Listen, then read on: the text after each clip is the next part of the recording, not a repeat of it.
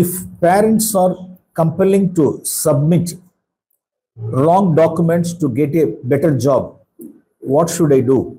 How should my reply be to my parents? ఒక ఉద్యోగం సంపాదించడానికి సరైన పత్రాలు కాకుండా ఒక ఫేక్ సర్టిఫికేట్స్ పెట్టమని తల్లిదండ్రులు గనక ఒత్తిడి చేస్తే నేను మా తల్లిదండ్రులకి ఏమని సమాధానం చెప్పాలి? Yes.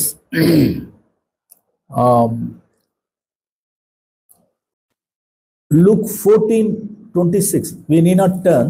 మనం తిప్పనక్కర్లేదు కానీ లూకా సువార్త 14:26లో That's the first condition of discipleship.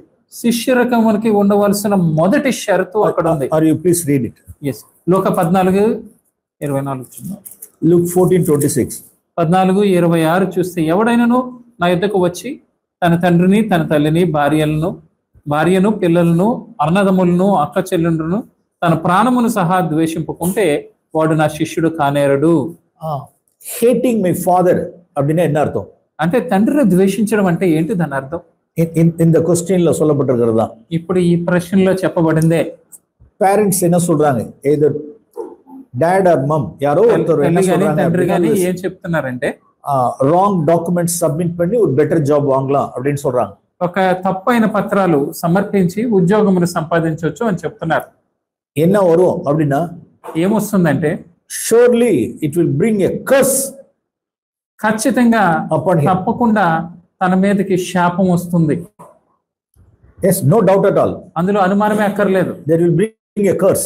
ఖచ్చితంగా శాపం తీసుకొస్తుంది. அப்ப డాడీ என்ன சொல்லணும் அப்படின்னா ఇప్పుడు తండ్రితో ఏం చెప్పాలంటే మీక్ అండ్ క్వైట్ స్పిరిట్ లో డాడీతో சொல்லணும், పేరెంట్స్ కి சொல்லணும். ఎంత మృదువైన ఆత్మతో తండ్రితో ఈ విధంగా మాట్లాడాలి.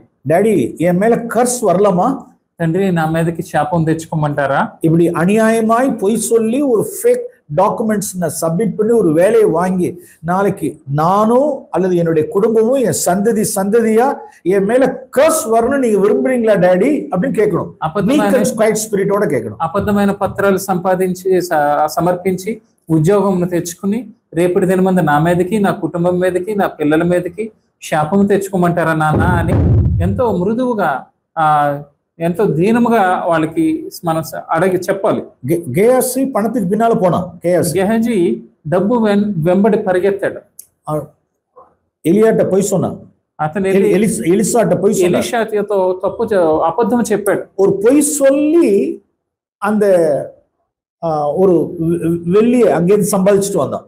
అబద్ధం చెప్పి అక్కడ నుంచి వెండి బంగారమును సంపాదించుకుని వచ్చాడు. அவனுக்கு என்ன வந்துச்சு அப்படின்னா అతనికి ఏమొచ్చిందంటే அவனுக்கும் அவனுடைய சந்ததிக்கும் కుష్ఠం ఉందని వాసిக்கிறோம். తనకి తన యొక్క సంతానమునికి కుష్ఠ రోగం వచ్చిందని మనం చదువుతున్నాం. సో ஒருபோது நாம் என்ன செஞ்சிடக்கூடாது, இந்த காரியத்தை நாம் ஈடுபடக்கூடாது. ఎప్పుడు కూడా మనం ఏం చేయకూడదు, ఇటువంటి అబద్ధపు పనులు మనం చేయకూడదు. సారీ డాడీ அப்படின்னு சொல்லணும். నాన్న క్షమించండి, this is my life carrier, ఇది నా యొక్క భవిష్యత్తుకి సంబంధించి I want to glorify my God, నేను దేవుణ్ణి నేను మహింపరచాలి. இந்த இடத்துல உங்களுடைய ஆலோசனை நான் கேட்க முடியாது. ఈ విషయంలో నేను మీ యొక్క ఆలోచన ప్రకారం చేయడానికి சிலர்லாம் என்ன செய்றாங்கன்னா కొంతమంది డాక్యుమెంట్స్ மட்டும் இல்ல, కొంతమంది అబద్ధ పత్రాలను సమర్పించడమే కాదు, சிலர்லாம் బ్రైబ్ கொடுத்து என்ன செய்வாங்கன்னா வேலையை வாங்குவாங்க. కొంతమంది లంచం ఇచ్చి ఉద్యోగం సంపాదిస్తూ ఉంటారు. So all these short cuts, all these unrighteous ways எல்லாம் என்ன அப்படின்னா it will bring curse.